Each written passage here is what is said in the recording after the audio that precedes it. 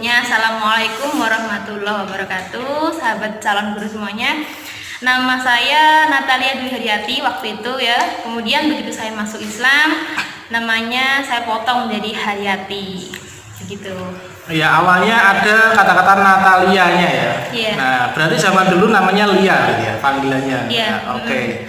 Selanjutnya Bu Hari, di sini kalau misalkan pemirsa kita boleh tahu nih ya, ini yang menyebabkan Bu Hari ini memilih untuk menjadi seorang mualaf atau semacam apa sih yang memotivasi kepada Bu Hari itu menjadi seorang mualaf tuh, silahkan diceritakan. Oke, ketertarikan saya dengan Islam itu sebenarnya sudah saya pendam sejak lama ya. Sejak ketika saya masih SMA itu saya sangat tertarik melihat seorang perempuan itu memakai hijab. Mereka itu terlihat anggun sekali. Dari situ kemudian saya analisa, saya amati bagaimana mereka beribadah, mereka mengenal adanya toharoh atau bersuci sebelum beribadah, berwudu dan lain sebagainya gitu. Saya mulai membanding-bandingkan sendiri ya, dengan agama yang saya anut saat itu gitu. Kemudian dari situ muncullah ketertarikan saya. Saya mulai mencari-cari siapa sih Tuhan, siapa sih sebenarnya Tuhan, siapa Nabi Isa. Saya mulai waktu itu searching di Google seperti itu ya. Kemudian di tahun 2009 itu saya mulai memberanikan diri untuk bertanya sama Ustadz langsung ya. Dengan kondisi saya waktu itu masih Katolik ya Pak ya. Saya masih Katolik, belum pakai jilbab. Saya ke rumah Ustadz. Ya, Ustadz itu agak tercengang lihat saya gitu loh. Kemudian saya bertanya dengan beliau, siapa sih Nabi Isa, versinya beliau gitu. Kemudian beliau menjelaskan panjang lebar. Kemudian beliau memberikan saran kepada saya, masuklah Islam, niscaya engkau selamat. Sebuah kata yang membuat saya itu jadi terngiang-ngiang gitu loh Pak. Masuk Islam. Memang saya tertarik masuk Islam gitu. Cuman saya belum memiliki keberanian untuk masuk Islam. Nanti saya akan mendapatkan intimidasi dan lain sebagainya. Ya, itu yang sangat saya khawatirkan ketika itu gitu. Selain saya nggak punya teman dan lain sebagainya gitu. Belum ada keberanian, itu hampir cukup lama saya pendam keinginan saya. Kemudian baru ketika itu saya menemukan terjemahan surat Al-Ikhlas. Di situ kita lihat Qul huwallahu ahad ya. Allah itu esa, Allah itu tunggal. Ya, artinya nggak ada yang namanya kok Allah Bapa, Allah Putra dan sebagainya tuh. Islam tidak mengenal itu gitu loh. Sementara kalau kita mau sandingkan di Pancasila, ketuhanan yang Maha Esa, artinya Pancasila sendiri pun mengenalkan bahwa memang Tuhan itu satu gitu ya. Di situ saya mulai bener kalau Tuhannya ada dua ya Pak ya. Pasti akan kacau balau ya. Ada Bapak, ada anak. Ya akan kacau balau gitu loh. Kemudian di situ iya bener, Allah itu harus, Tuhan itu harus satu gitu yang mengatur alam semesta ini begitu loh. Kemudian yang kedua adalah kita ke lam yalid wa lam yuladnya. Di situ bahwa Allah tidak diperanakan dan tidak memperanakan. Nah, akan lucu ketika kok Tuhan itu diperanakan dan memperanakan, sehingga menurut saya logis sekali Islam ya. Kemudian Islam ini adalah agama rahmatan lil alamin, rahmat bagi semesta, tidak hanya bagi pemeluknya saja, tetapi Islam adalah agama yang memberikan rahmat bagi seluruh makhluk di muka bumi ini begitu. Tidak dibeda-bedakan ya. Iya, artinya benar-benar Islam ini adalah penyelamat baik kita di dunia maupun di akhirat nanti gitu. Dan semoga kita termasuk dalam kategori di sana nanti ya. Amin amin. Kemudian yang kedua kalinya Bu Hari ini ya. Tentunya dari agama yang lama, kemudian setelah mualaf menjadi orang yang beragama Islam, itu kan ada kebiasaan, tata cara beribadah, tata cara berpakaian dan lain sebagainya. Itu kan mengalami perubahan yang sangat drastis ya. Betul sekali. Pada saat masa peralihan itu mungkin bisa disampaikan kesan-kesan setelah menjadi mualaf itu gimana? Begitu saya mengucapkan syahadat ya menjelang, kalau tidak salah itu di bulan Juni 2009 ya, itu memang harus saya akui dengan saya mengucapkan syahadat asyhadu alla ilaha illallah wa asyhadu anna muhammadar rasulullah, itu sebagai bentuk gerbang saya diakuinya sebagai umat muslim ya. Otomatis di situ melekat juga kewajiban kewajiban dan syariat-syariat yang harus saya tunaikan ya. Iya. Mulai dari hal yang paling sulit saat itu adalah sholat subuh ya. Bangun pagi biasanya mungkin saya bisa bangun jam 8 udah bisa ya. Nah, tapi dengan saya masuk Islam ini memang secara otomatis ya, mau tidak mau saya memaksakan diri saya, Pak. Saya memaksakan diri saya agar saya bisa, ketika dulu saya di agama itu saya benar-benar getol sekali, saya benar-benar rajin, jamaah yang rajin ya. Ketika saya masuk Islam pun saya harus menjadi hambanya Allah, saya harus masuk Islam secara kafah. Saya harus benar-benar berazam waktu itu saya harus bisa menunaikan apa yang menjadi kewajiban sebagai seorang muslim dan apa saja hal-hal yang dilarang di dalam Islam itu sendiri. Iya, jadi kebiasaan yang sholat subuh itu yang dulu paling berat. Iya, paling berat waktu itu. Dan tentunya itu sesuai dengan istilahnya perkataan orang bijak dari Jepang atau mana itu, bahwa segala sesuatu itu kalau misalkan berat itu harus dipaksa ya. Betul. Kalau misalkan dipaksa akhirnya nanti akan menjadi terbiasa. Betul. Kalau kan terbiasa dijalankan terus akan menjadi membudaya. Dan alhamdulillah sekarang 2 hari ini untuk sholat subuhnya bisa tepat waktu ya. Betul sekali. Oke. Kemudian untuk berhijab pun memang semenjak saya masuk Islam, ketika itu sebelum saya bersyahadat di Pondok Miftahul Jannah Ngledok itu, saya sudah membeli 1 jilbab waktu itu yang saya kenakan selepas saya mengucapkan lafaz syahadat, dan insya Allah sampai saat ini alhamdulillah saya mulai memperbaiki bagaimana sih, saya selalu belajar bagaimana sih syariat-syariat berhijab yang benar seperti itu, Pak. Saya selalu belajar dan alhamdulillah sudah menanggalkan pakaian-pakaian yang memang tidak diperkenankan sendiri dalam Islam. Dan selanjutnya tentunya Bu Hari ini pada masa peralihan dari agama lama menjadi Islam pada saat mualaf, ini ada momen-momen yang mengesankan ketika pertama kali masuk Islam. Itu apakah ada yang mengucilkan atau mungkin malah ada yang memberikan ucapan selamat dan lain sebagainya? Kekhawatiran saya itu ternyata tidak terjadi ya. Yeah. Dulu saya khawatir saya tidak punya teman ya, saya tidak punya teman dan lain sebagainya.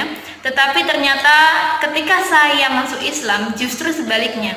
Teman-teman saya sangat mendukung saya, memberikan berbagai apresiasi ya. Saya masih ingat ketika itu pada bulan puasa ya, ada acara khataman di musola saya, di masjid saya. Satu dusun saya itu ternyata sangat mensupport saya, sangat mendukung, sangat berbahagia saya akhirnya masuk Islam. Ya, mereka memberikan kejutan kepada saya, dengan memberikan potongan tumpeng, memanggil saya, mendoakan saya.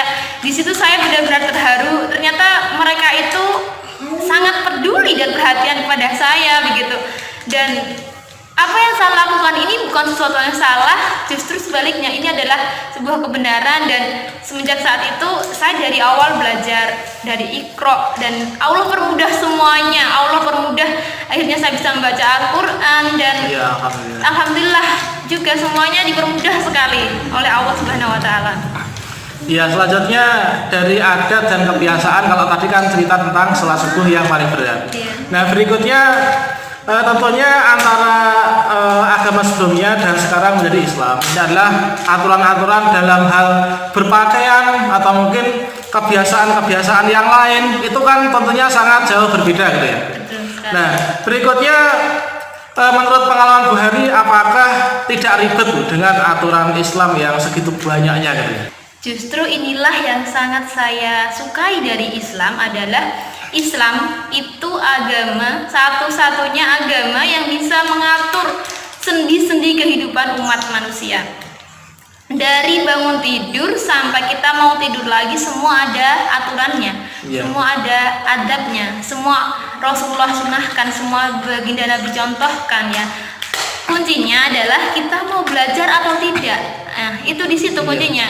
Nah, kalau kita mau belajar, kita akan tahu seperti apa sih adab masuk ke kamar mandi, seperti apa sih adabnya makan dan lain sebagainya. Ini yang sangat saya sukai ya, bagaimana berpakaian, kemudian bagaimana tata cara, semuanya ada. Ini yang sangat membuat saya terkesan, tertarik sekali akan Islam adalah aturan-aturannya ini dibuat semata-mata tidak lain dan tidak bukan adalah demi kebaikannya manusia. Dan benar. itu terbukti dengan ilmu pengetahuan juga ya.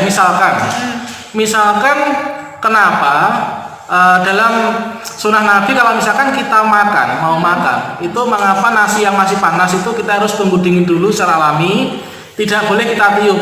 Ternyata kalau dibuktikan dalam ilmu pengetahuan itu adalah benar ternyata ya. Dan masih banyak lagi pembuktian yang mana kalau dibuktikan dengan ilmu pengetahuan itu adalah benar gitu ya. Kemudian menurut Bu Hari, mungkin di luar sana ada orang yang mempunyai jalan hidup seperti Bu Hari ini dan masih menemukan kendala-kendala tentang hal penyesuaian diri atau mungkin hal-hal yang lain. Nah, mungkin di sini Bu Hari ingin menyampaikan tips-tips untuk menyesuaikan diri dengan agama Islam pada saat menjadi seorang mu'alaf ini. Oke.